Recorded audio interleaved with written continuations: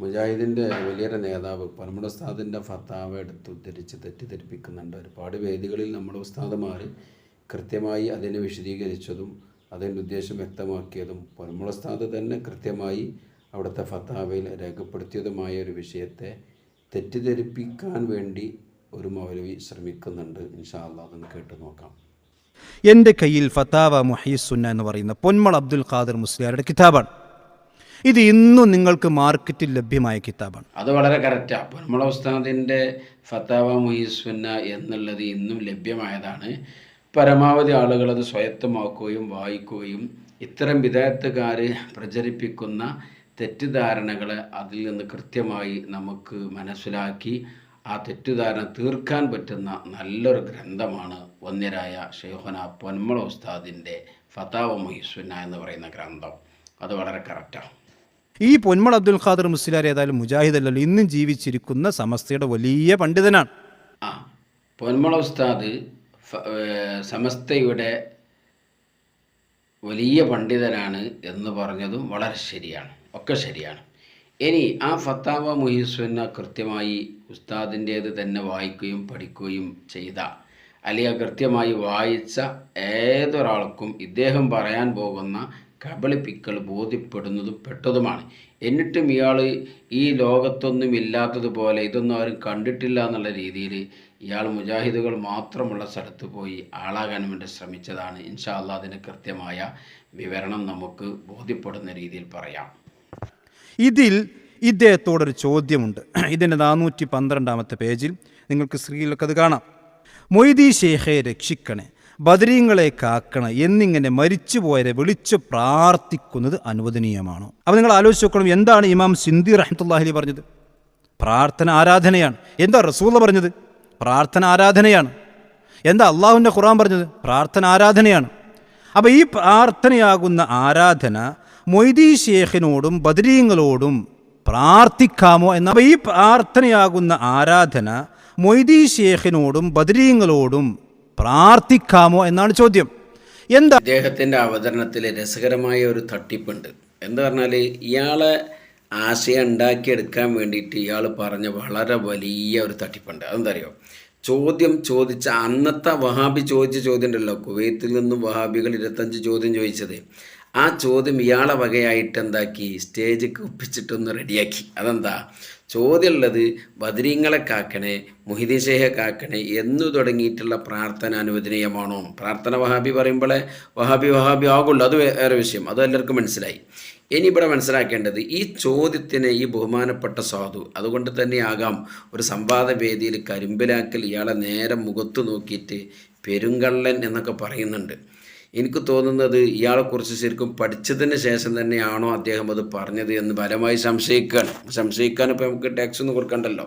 അപ്പോൾ ചുരുക്കി പറഞ്ഞാൽ ഇയാൾ പറഞ്ഞത് ഇപ്പം എന്താ, ആ ചോദ്യത്തിന് ഇയാൾ വളരെ വിദഗ്ധനായിട്ട്, മാഷാ അല്ലാഹ് അയാൾക്ക് നല്ല കഴിവുണ്ട് കേട്ടോ. ഒരു സാധനം കൂട്ടി മാറ്റാനുള്ള കഴിവിന് അവാർഡ് കൊടുക്കുകയാണെങ്കിൽ പ്രധാനമന്ത്രിൻ്റെ തന്നെ മൂപ്പർക്ക് കൊടുക്കണം എന്നുള്ള അഭിപ്രായമാണ്.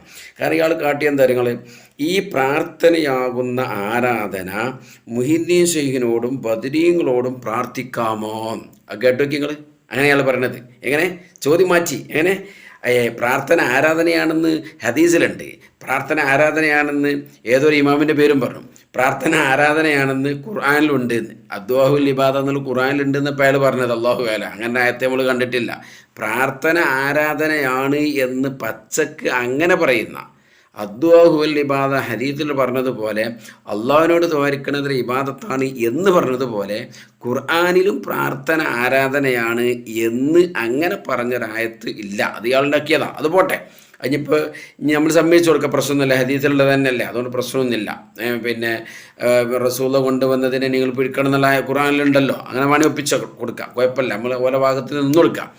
എന്നാലും ഇയാൾ ഇങ്ങനെയൊക്കെ കാട്ടിയിട്ട് എന്താക്കി, ഈ ചോദ്യത്തിന് ഇയാൾ കോട്ടിമാറ്റി. അതെന്താ, ഈ പ്രാർത്ഥനയാകുന്ന ആരാധന ഉണ്ടോ, ഈ പ്രാർത്ഥനയാകുന്ന ആരാധന മുഹിദ്ദീൻ ഷെയ്ഖിനോടും ബദരീങ്ങളോടും പ്രാർത്ഥിക്കാമോ എന്നാണ് ചോദ്യം, എന്നല്ല ചോദ്യം. അങ്ങനെ ചോദിച്ചിട്ടില്ല, അന്ന് പോലും ചോദിച്ചിട്ടില്ല അങ്ങനെ. അത് നിങ്ങൾ കബളിപ്പിച്ചതാ. അപ്പോൾ എത്ര വലിയ കബളിപ്പിക്കലാണ്! ഈ പ്രാർത്ഥന ആരാധന മൊയ്തീൻ ഷെയ്ഖിനോടും ബദരീങ്ങളോടും ചെയ്യാമോ എന്നാണോ പൊന്മുള ഉസ്താദിനോട് ചോദിച്ച ചോദ്യം? അതിനാണ് ഉസ്താദ് കൊടുത്ത മറുപടി? എന്തിനാ സഹോദര ഇങ്ങനെയൊക്കെ കബളിപ്പിക്കണം? ഇതൊക്കെ കേൾക്കൂലേ? ആ വേദിയിൽ ബേജാറ് കൊടുക്കണം. എങ്ങനെ നോക്കി വായിക്കുമ്പോൾ ഒന്ന് ആലോചിച്ച് വരണ്ടേ ഇത് നാട്ടുകാർ പിടികൂടുന്നുള്ളത്? എന്താണ് ഒരു മുസ്ലിമിൻ്റെ മറുപടി? ഖുർആൻ പഠിച്ച മുസ്ലിം പറയും പാടില്ല, ഹദീസ് പഠിച്ച മുസ്ലിം പറയും പാടില്ല, ഇമാമിങ്ങളുടെ കിതാബ് പഠിച്ച മുസ്ലിം പറയും പാടില്ല, അഹ്ലുസുന്നയുടെ മുഴുവൻ പണ്ഡിതന്മാരും പറയും പാടില്ല. എന്നാൽ സമസ്തക്കാർ പറയും പാടുണ്ട് മാത്രമല്ല അനുവദനീയമാണ്. ഖുർആനിലും ഹദീസിലും ഇത് പറഞ്ഞിട്ടുമുണ്ട്. ബദരീങ്ങളെ കാക്കണേ, മുഹീദ്ദീൻ ഷെയ്ഖെ കാക്കണേ തുടങ്ങിയിട്ടുള്ള വിളിച്ചു പ്രാർത്ഥന അല്ലാഹു അല്ലാത്തവരോട് പറ്റുമോ എന്നുള്ളതാണ് ചോദ്യം. ഒരു മുസ്ലിമായ അഥവാ കേരളത്തിലെ സാഹചര്യത്തിൽ ഉപ്പയും ഉമ്മയും മുസ്ലിമായി ജന്മം നൽകിയ ഒരു മനുഷ്യൻ, ആ മനുഷ്യൻ്റെ ഭാഗത്തുനിന്ന് ഇങ്ങനെ ഒരു ചോദ്യം വരൂല. അഥവാ മുസ്ലിം തറവാട്ടിൽ പിറന്ന ഒരാൾ മുഹീദ്ദീൻ ഷെയ്ഖ് കാക്കണേ, ബദരീങ്ങളെ കാക്കണേ എന്ന് തുടങ്ങിയിട്ടുള്ള വിളിച്ചു പ്രാർത്ഥന അനുവദനീയമാണോ എന്ന് ചോദിക്കൂല. കാരണം എന്തുകൊണ്ട്? ഇന്നേ വരെയായി ഒരു മുഹീദ്ദീൻ ഷെയ്ഖ് കാക്കണേ എന്ന് പറഞ്ഞ കുത്തുബിയത്ത് കഴിഞ്ഞ് ഇറങ്ങി വരുന്ന ഒരു ഉസ്താദും, 1ാം ക്ലാസ്സിലെ ഉസ്താദാണെങ്കിൽ പോലും, അല്ലെങ്കിൽ പള്ളിയിൽ വാങ്ങിക്കൊടുക്കുന്ന വലിയ ഖത്തീബോ മുദ്രിസോ അതൊന്നും അല്ലാത്ത ഒരു ഉസ്താദാണെങ്കിൽ പോലും എടന്നാ വരുന്നു വെച്ചാൽ ഞാൻ മുഹീദ്ദീൻ ഷെയ്ഖിനെ വിളിച്ച് പ്രാർത്ഥിച്ച് വരികയാണെന്ന് പറയാറില്ല. എന്തുകൊണ്ട്? പ്രാർത്ഥന എന്ന് എവിടെയാണ് പറയേണ്ടത് എന്ന് മുമ്പ് കാലങ്ങളിലെ നാട്ടുകാർക്ക് അറിയാം. ഇവർക്കിപ്പോൾ നേരം വെളുത്തിട്ടില്ല. അതുകൊണ്ട് തന്നെ ഇവർ എല്ലാ സഹായാർത്ഥനയും പ്രാർത്ഥനയാക്കി കോട്ടിമാറ്റി കുവൈത്തിൽ നിന്നും മുജാഹിദിൻ്റെ സഹോദരങ്ങൾ 25 ചോദ്യം പൊന്മുള ഉസ്താദിനോട് ചോദിച്ചിരുന്നു. ഇത് പൊന്മുള ഉസ്താദിൻ്റെ ഫത്താവ മുഹീസിനിൽ തന്നെ വിശദീകരിച്ചിട്ടുണ്ട്. അത് ഇയാൾ മൂടി വെച്ച് കബളിപ്പിച്ചിട്ടാണ് ഇത് പറയുന്നത്. അപ്പോൾ എന്താണ് സംഭവം? ഈ മുജാഹിദുകാർ ചോദിച്ച ചോദ്യമാണ്. ഫത്താവ ആകുമ്പോൾ അതിൽ എല്ലാവരുടെ ചോദ്യങ്ങൾക്കും ഉത്തരം ഉണ്ടാവും. അപ്പോൾ അതാണ് ഫത്താവ പറഞ്ഞാൽ ഫത്വയാണ്. അപ്പോൾ അവർ ചോദിച്ച ചോദ്യത്തിനാണ് ഉസ്താദ് നൽകുന്ന മറുപടി. അവരാണ് വിളിച്ച് പ്രാർത്ഥന പറ്റുമെന്ന് പറയുന്നത്. മുജാഹിദിൻ്റെ വിളിച്ച് പ്രാർത്ഥനയ മുസ്ലിമീങ്ങൾ നടത്തുന്ന സഹായാർത്ഥനയെക്കുറിച്ചാണ്.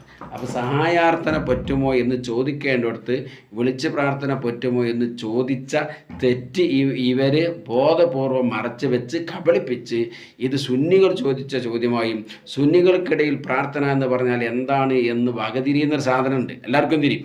അത് സുന്നികളായിട്ട് ചോദിക്കുകയും ആ പ്രാർത്ഥന മുഹീസിൻ്റെ പൊന്മുള ഉസ്താദ് അല്ലാഹു അല്ലാത്തവർക്ക് പറ്റുമെന്ന് സമ്മതിച്ചു എന്ന് പറയുന്ന ഏറ്റവും വലിയ വിഡ്ഢിത്തരം. ഇതൊരു അന്നം തിന്നൊരു മനുഷ്യൻ അംഗീകരിക്കുമോ?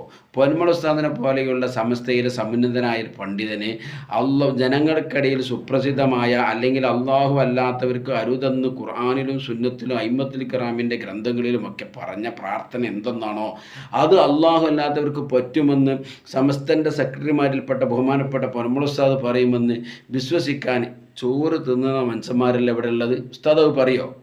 ഉസ്താദ് വേണ്ട ഏതെങ്കിലും സുന്നികൾ പറയോ? ഫൈസൽ മൗലവി തന്നെ ഒരു സ്ഥലത്ത് പറയുന്നുണ്ട്, സുന്നികളായ ആളുകൾ ആരും തന്നെ അല്ലാഹു അല്ലാത്തവരോട് പ്രാർത്ഥിക്കാമെന്ന് പറയുന്നില്ല.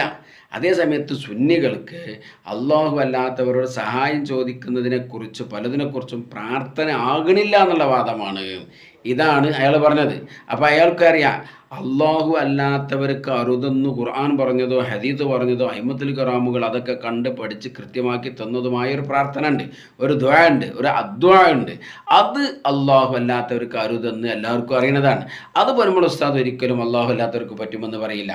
അതേസമയത്ത് മുഅ്മിനീങ്ങൾ നടത്തുന്ന സഹായാർത്ഥനയെ പ്രാർത്ഥനയാക്കി കൂട്ടി മാറ്റിയാലേ ജീവിതം മുന്നോട്ട് കൊണ്ടുപോകാൻ പറ്റുള്ളൂ, സ്റ്റേജും പേജും കിട്ടുള്ളൂ മുജാഹിദ് പ്രസ്ഥാനത്തിന്.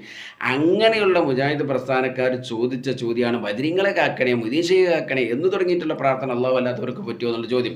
ആ ചോദ്യത്തിൻ്റെ ശൈലി കേട്ടാൽ തന്നെ ഒരു ഉരുള ചോറ് ബിസ്മിൻ ചൊല്ലി തന്ന എല്ലാവർക്കും അറിയാം അത് ചോദിച്ചത് മുജാഹിദീങ്ങളാണ്. അപ്പോൾ മുജാഹിദീങ്ങളുടെ വിളിച്ച് പ്രാർത്ഥനയും പ്രാർത്ഥനയും ഒക്കെ ഒന്നെ.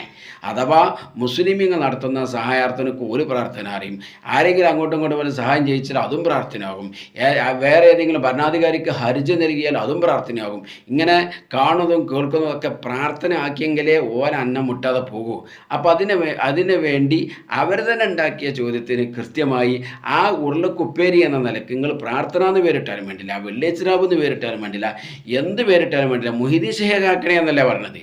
മുഹീദ്ദീൻ ഷെയ്ഖായ അള്ളാഹുവെ കാക്കണേ എന്നല്ലല്ലോ, മുഹീദ്ദീൻ ഷെയ്ഖായ അള്ളാഹുവെ കാക്കണേ എന്നല്ലല്ലോ, ബദരീങ്ങളായ പഠിച്ചവനെ കാക്കണേ എന്നല്ലല്ലോ. അപ്പോൾ ബദരീങ്ങളെ കാക്കണേ, മുത്തുനബിയെ കാക്കണേ, മുഹീദ്ദീൻ ഷെയ്ഖെ കാക്കണേ എന്ന് പറയുന്ന വെള്ളിയാഴ്ച രാവ് പറ്റും, എന്ന് പറയുന്ന ശനിയാഴ്ച രാവ് പറ്റും, എന്ന് പറയുന്ന തിങ്കളാഴ്ച രാവ് പറ്റും എന്നതിനെ നിങ്ങൾ പ്രാർത്ഥനയാണോ പേരിടുന്നത്? എന്നാൽ ആ പ്രാർത്ഥന നിങ്ങൾ പേരിടുന്ന ആ സാധനം പറ്റും, ഇത് പറ്റും എന്നവിടെ പറഞ്ഞിട്ടുള്ളൂ.